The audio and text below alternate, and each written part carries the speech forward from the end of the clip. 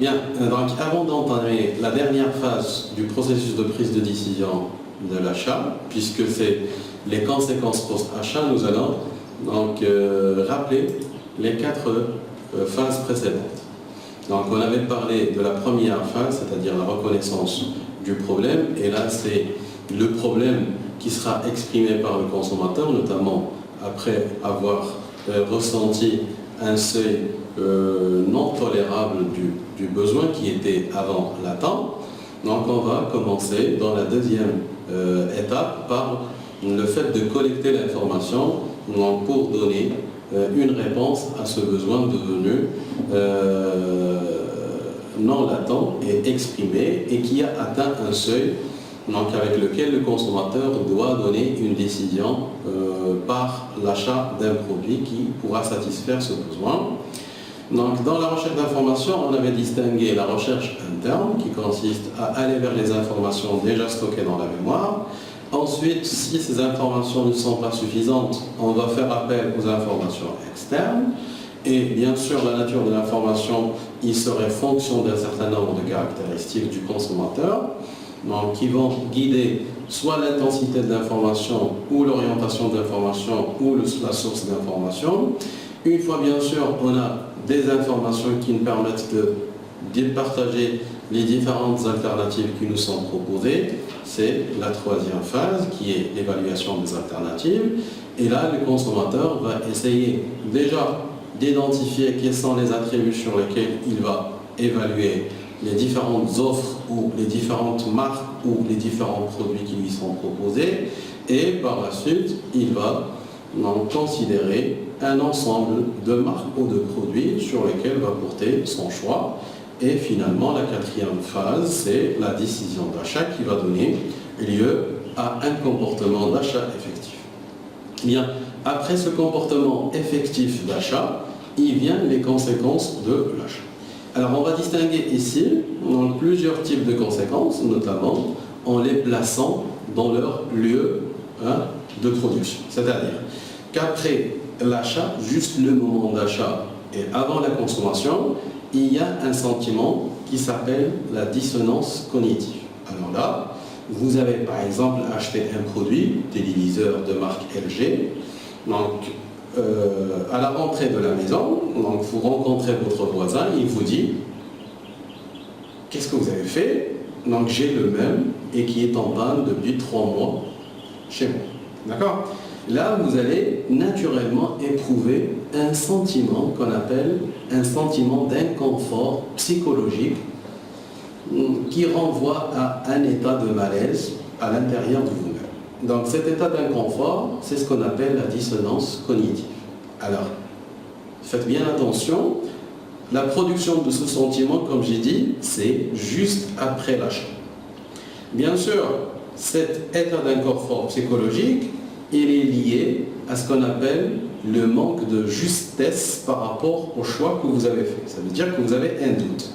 Ce doute, bien sûr, il a été accentué du fait du témoignage de votre voisin. Ça veut dire que vous avez reçu un commentaire négatif de la part d'une personne externe.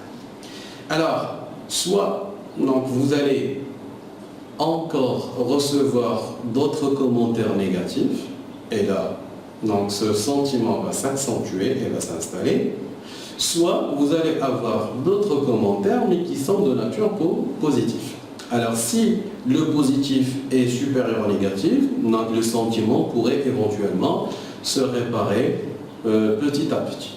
Mais si vous êtes quelqu'un de sûr par rapport à ce que vous faites, donc il y a l'attente de ce qu'on appelle la phase de consommation, et là vous allez vous-même, ou vous saurez vous-même, est-ce que votre décision était bien faite ou pas bien faite. Dans le sens où donc c'est vous-même qui serez l'auteur de votre jugement et non pas le fait que vous soyez influencé par les jugements des autres. Parce que, éventuellement, l'utilisation de ce qu'on a acheté ne pourrait pas être la même. Donc, je donne l'exemple pour que je sois plus clair. Quand on achète par exemple un PC, moi en tant qu'enseignant-chercheur, l'utilisation que j'en fais, c'est pour des traitements de données ou pour donc, faire mes diapositives de cours. Par contre, quelqu'un qui fait du graphisme, donc il a besoin de carte graphique. Et donc moi, dans mon utilisation, donc, je ne me demande jamais sur la carte graphique et sa performance. Alors que quelqu'un qui fait du graphisme, qui fait des photos et ainsi de suite par rapport à l'utilisation de sa machine, donc il serait insatisfait par rapport à un PC similaire de celui que j'ai acheté. C'est pour ça, bien sûr, ce sentiment, il serait variable entre les consommateurs du point de vue de leur utilisation. Et donc, le consommateur va attendre la consommation effective pour donner son jugement personnel. Alors, juste pour vous donner une définition claire de la dissonance cognitive, c'est le doute quant à la justesse du choix que le consommateur vient de réaliser. C'est-à-dire que lorsque vous avez encaissé ce commentaire négatif, vous avez perçu ou vous avez ressenti même un sentiment d'inconfort psychologique qui vous a déstabilisé par rapport au choix que vous avez fait. Pourquoi vous avez ressenti ce sentiment-là? Parce que le choix ne peut plus désormais être remis en cause. Parce que vous avez le sentiment que vous avez perdu le prix que vous avez déboursé pour l'achat de ce produit et éventuellement vous ne pouvez pas faire marche en arrière. C'est pourquoi d'ailleurs les entreprises, ils ont fait attention à ce sentiment-là et ils ont mis en avant ce qu'on appelle la stratégie satisfait ou remboursé. Ça veut dire le fait de proposer aux consommateurs l'éventualité de pouvoir échanger le produit ou même être remboursé contrepartie de ce qu'on avait déboursé pour avoir ce produit.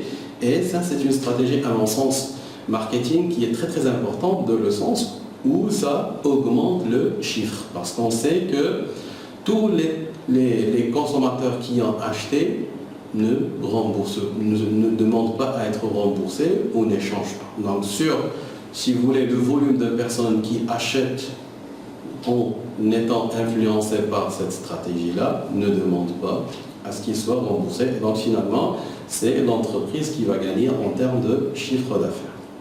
Ensuite, pourquoi il y a ce sentiment d'inconfort psychologique qu'on appelle la dissonance cognitive?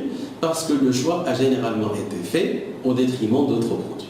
Et on a vu que de par la rationalité qu'on cherche à travers ce processus-là, on fait un effort très très important, un effort physique, un effort intellectuel et parfois un effort financier parce que le consommateur éventuellement peut se déplacer pour faire la comparaison entre plusieurs marques et vous avez remarqué comment on a évalué les alternatives. Et donc ceci nous fait que le fait qu'on a raté le choix, c'est quelque chose qui a des conséquences beaucoup plus importantes.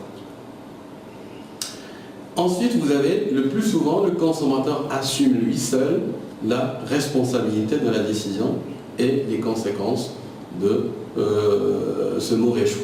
Donc, des fois, on est maltraité par l'entourage, des fois, on reçoit des commentaires qui sont négatifs. C'est pourquoi les personnes vulnérables, ils ressentent l'échec d'une manière beaucoup plus importante, beaucoup plus drastique. Ensuite, l'achat peut susciter certains commentaires négatifs de la part de l'entourage. Par exemple, dans la famille, donc vous êtes considéré comme l'homme de la maison et quand vous faites un achat déplacé ou un mauvais choix, donc vous allez ressentir la pression de la famille sur vous ou la pression de l'entourage sur vous et ceci est senti très très négativement par l'individu qui était l'auteur de l'achat. Alors, la deuxième conséquence post-achat, c'est ce qu'on appelle la satisfaction. Alors, il faut savoir que de par la nature de ces conséquences, notamment la dissonance cognitive ou la satisfaction ou la fidélité, ce sont tous des sentiments. Donc ça veut dire que la satisfaction, elle aussi, c'est un sentiment qui va résulter de ce qu'on appelle la comparaison entre la différence par rapport à la perception des performances présentées par l'entreprise sur des produits ou des marques, moins des attentes préalables qu'on avait projetées d'avoir dans le produit.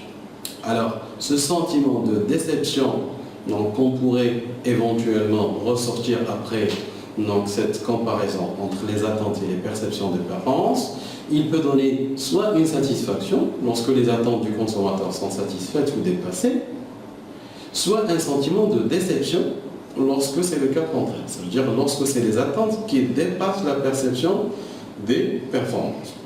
Alors ceci, bien sûr, elle est claire à travers la formule qui caractérise ce qu'on appelle le modèle de non-confirmation des attentes.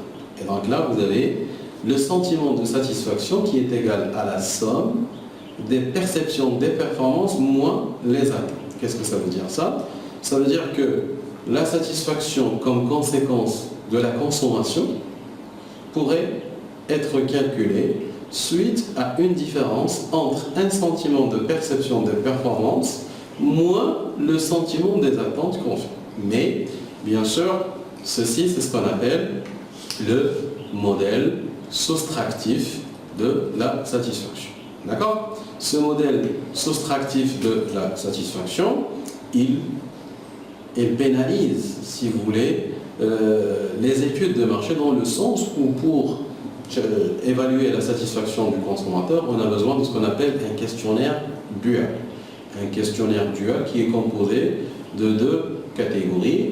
Donc vous avez la catégorie où les questions qui sont posées sur les attentes, a priori, et par la suite vous avez la batterie des questions qui est posée pour savoir les perceptions par rapport aux performances.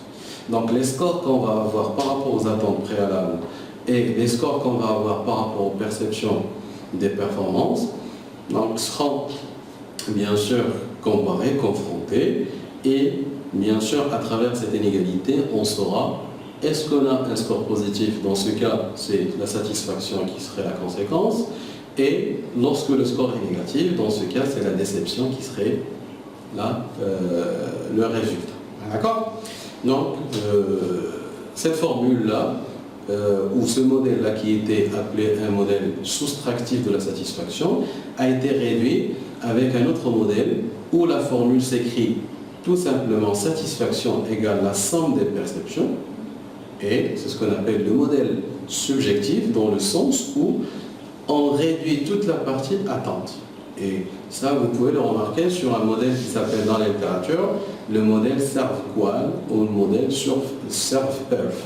Dans le sens où le premier modèle a consisté pour les chercheurs de SERV-QUAL en 42 questions, et lorsqu'on est passé au modèle subjectif de la satisfaction, les questions ont été réduites à 21 questions. Ça veut dire qu'on a gagné 50% d'efforts, 50% de travail, 50% de budget dédié à l'évaluation de la satisfaction, donc rien qu'à travers le fait de passer du modèle soustractif au modèle subjectif d'évaluation de la satisfaction. Alors pour comprendre notamment ce modèle soustractif, donc, il faut comprendre quelles sont les attentes bien sûr donc, qui forment cette deuxième partie de la formule. Alors ici vous avez ce qu'on appelle trois attentes. Il y a ce qu'on appelle les attentes anticipées, les attentes désirées et les attentes idéales.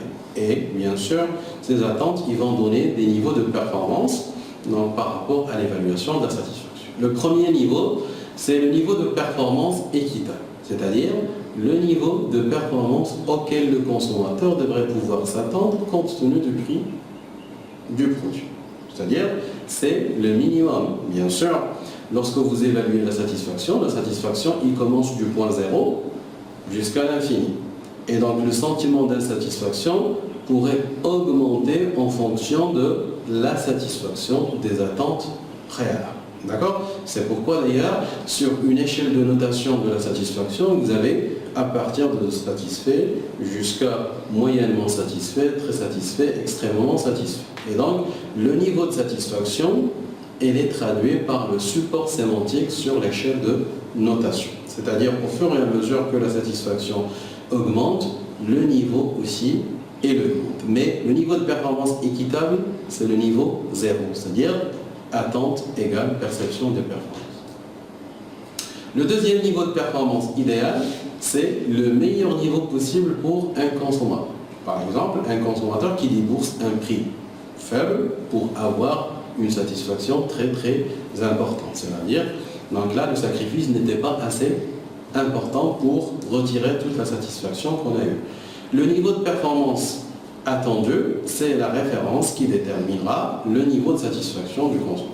Alors par rapport à ce troisième niveau, c'est le consommateur qui va déterminer un niveau de référence par rapport à chaque attribut. Puisque la satisfaction, elle aussi, il pourrait être multidimensionnelle, comme ce qu'on a vu par rapport au modèle conjonctif. Vous avez des seuils minimum par rapport à chaque attribut. Lorsque le seuil est satisfait, on a un niveau de satisfaction en fonction de ce niveau. Donc vous avez des références. Lorsqu'ils sont satisfaits, donc le niveau de satisfaction augmente en fonction de la satisfaction de la référence.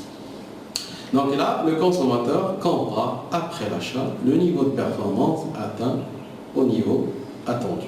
Si ça dépasse le standard ou la référence, c'est bon.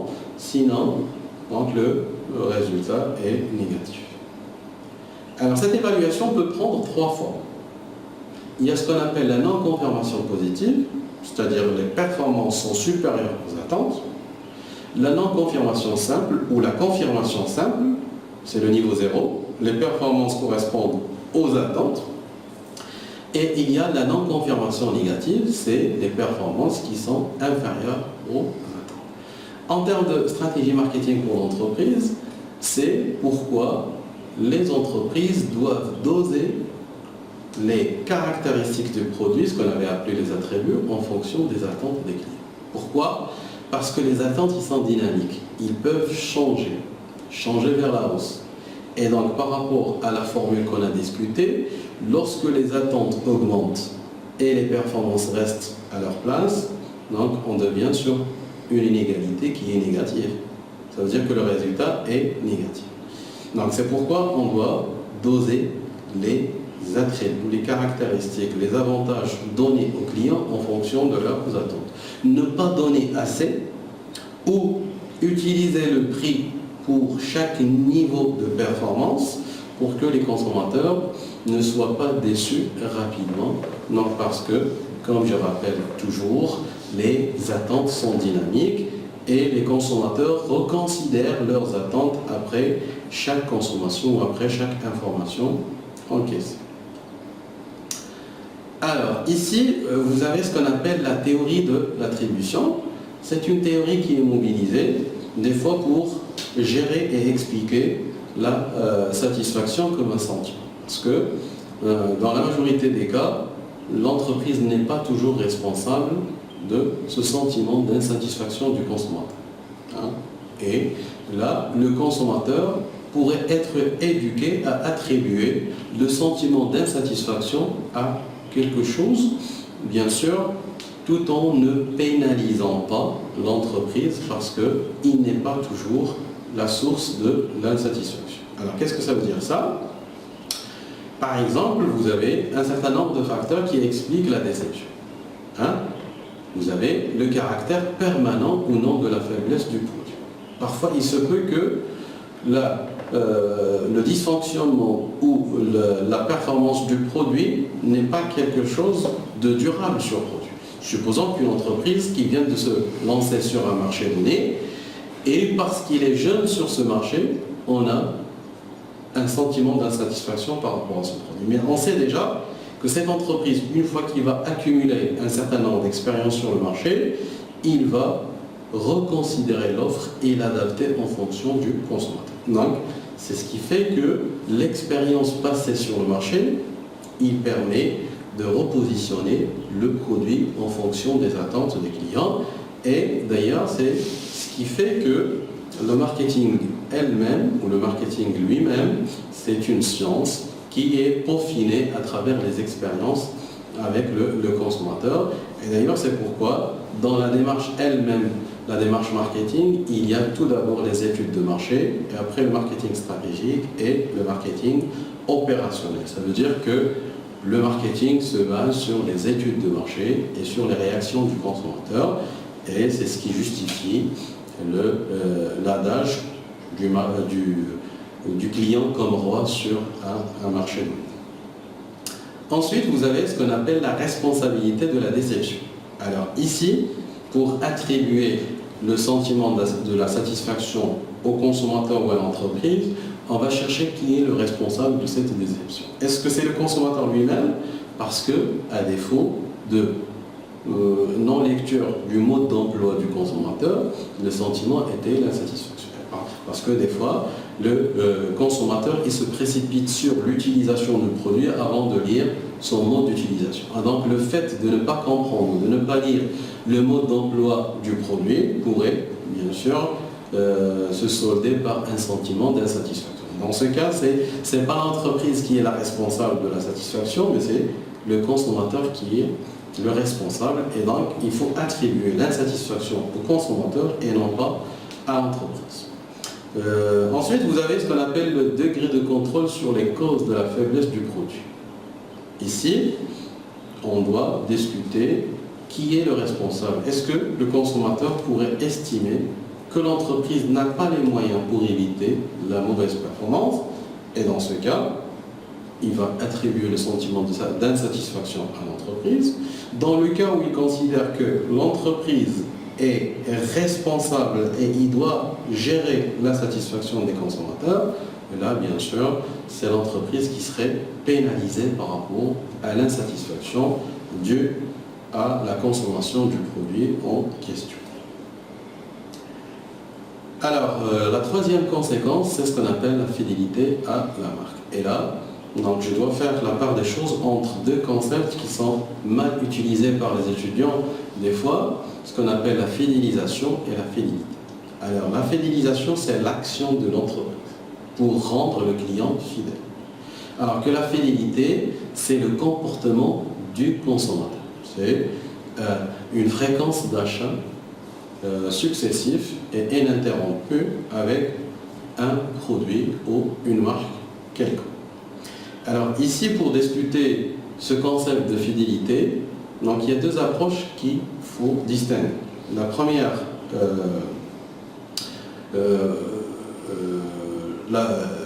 l'approche behavioriste de la fidélité à la marque et l'approche cognitiviste de la fidélité à la marque. Donc qu'est-ce que ça veut dire l'approche behavioriste de la fidélité? C'est l'approche qui considère que la fidélité est un comportement successif et répétitif.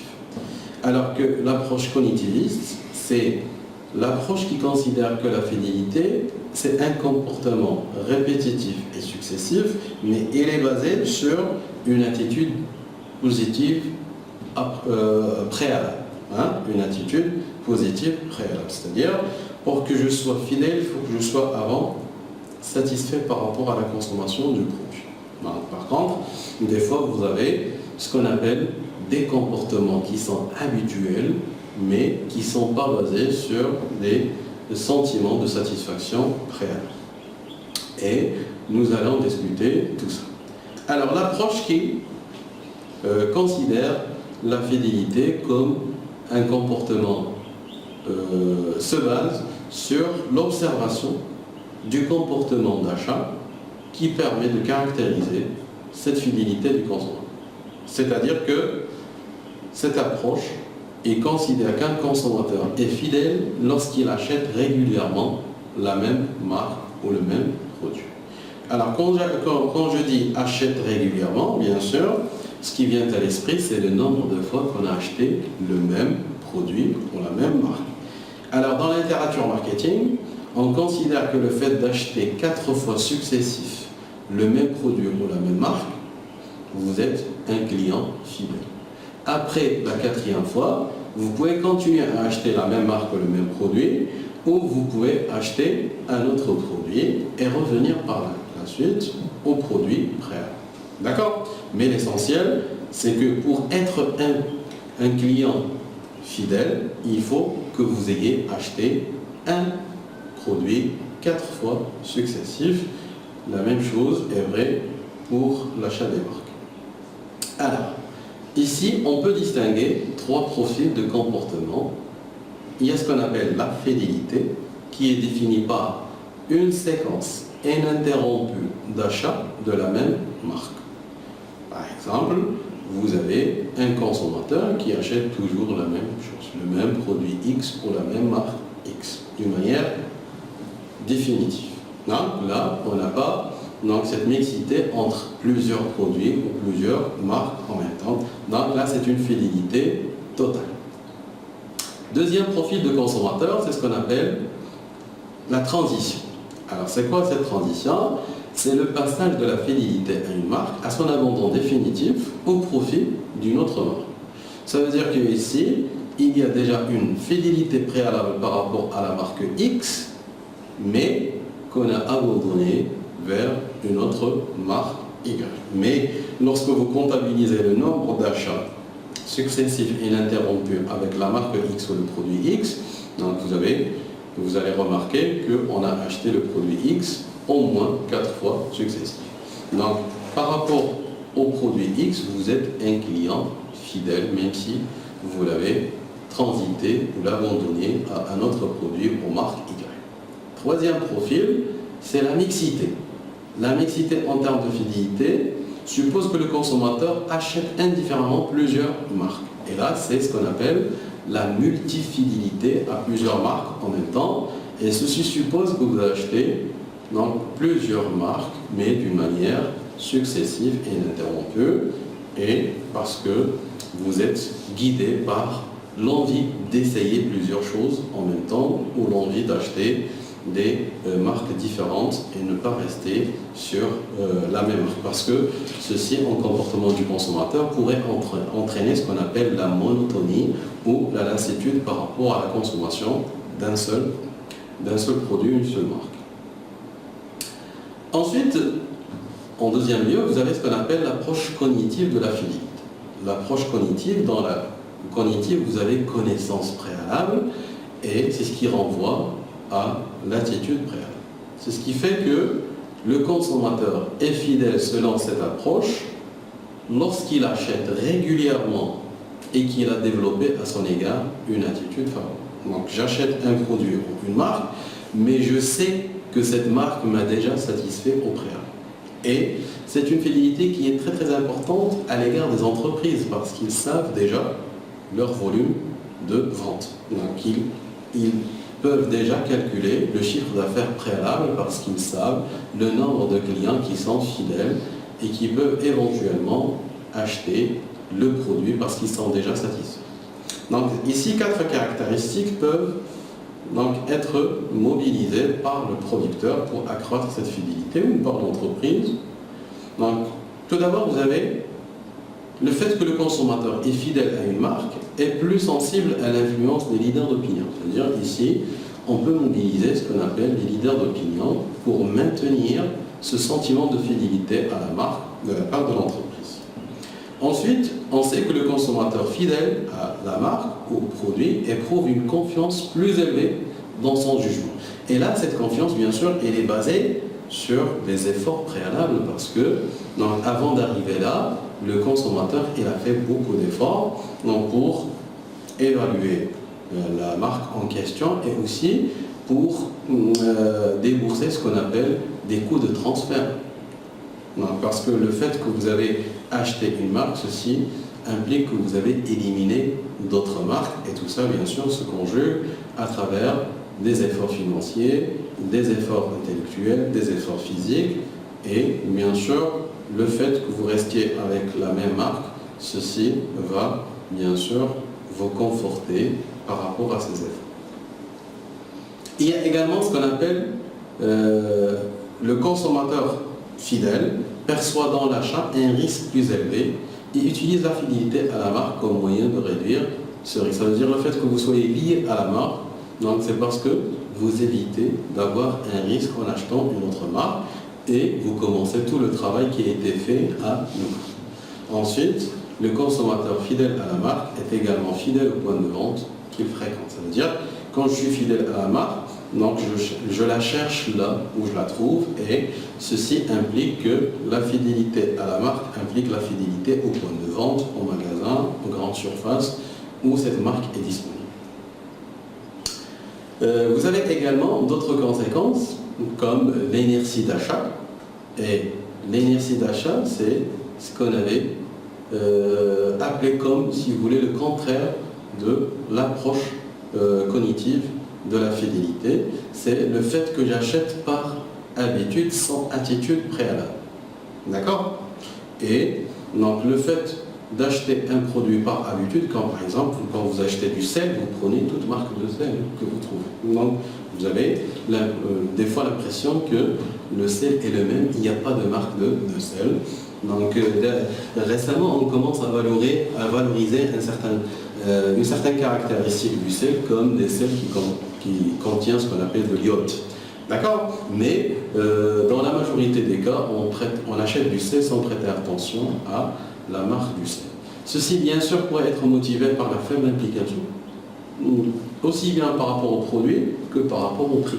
Parce que le sel, c'est 1 dirham ou 1 dirham 50.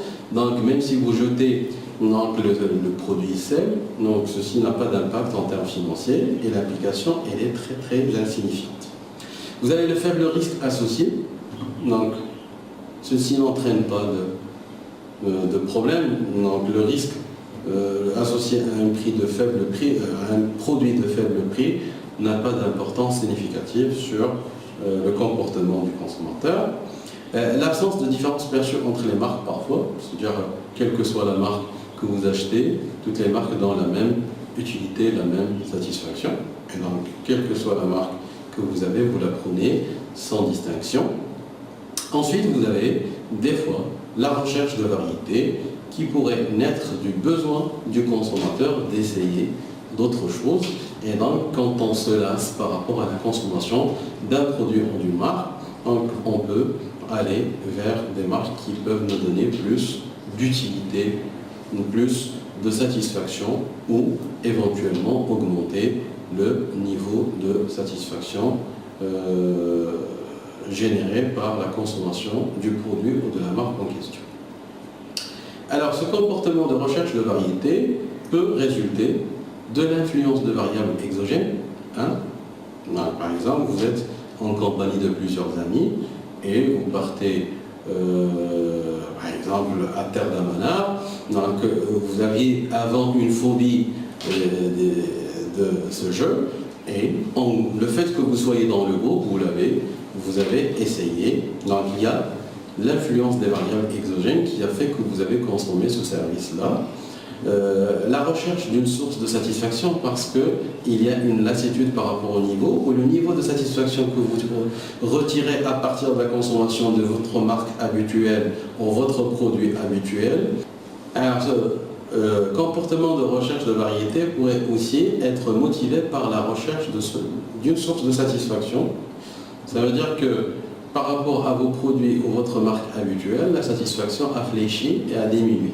Et donc, vous cherchez à rehausser le niveau de satisfaction que vous pouvez éventuellement retirer à partir de la variété ou du fait de changer la marque que vous avez achetée ou que vous avez l'habitude d'acheter.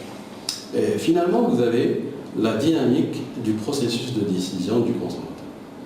Parce que le processus du comportement du consommateur, elle est dynamique et au départ, on a une motivation très importante et le fait de consommer le produit, ça permet de tomber dans la monotonie et la lassitude et cette lassitude va provoquer le fait de s'orienter vers d'autres produits pour éventuellement rechercher à retirer plus de satisfaction ou des fois à faire plus d'économie, donc en consommant la même chose et avec un sentiment de satisfaction meilleur que précédemment. Alors au terme de ce cours de comportement du consommateur, donc, je voudrais rappeler que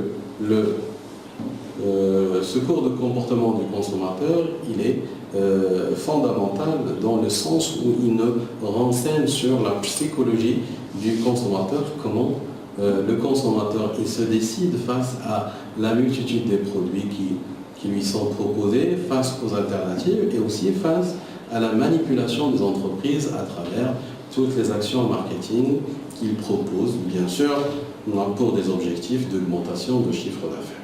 Et donc c'est ce qui fait que le consommateur, il produit différents comportements face à différentes situations, face à différentes propositions et face à différentes alternatives. Donc, d'où l'importance de l'analyse, la compréhension et l'étude de ce comportement à chaque fois à travers bien sûr la compréhension des modèles qui permettent de comprendre comment les relations se font entre les différentes variables intervenant dans le comportement du consommateur, les modèles mathématiques qui permettent de résumer, voire de comprendre comment des sentiments comme la dissonance cognitive, la satisfaction, la fidélité pourraient être gérés à travers des études de marché et comment aussi une entreprise pourrait implémenter une stratégie d'étude et d'évaluation de la satisfaction de ses consommateurs, comment peut-on gérer la relation avec d'éventuels clients qui ont déjà visité notre magasin et qui ont déjà acheté nos produits dans le processus de s'inscrire dans un marketing relationnel et non pas un marketing transactionnel. Merci de votre attention et à la prochaine, Inch'Allah.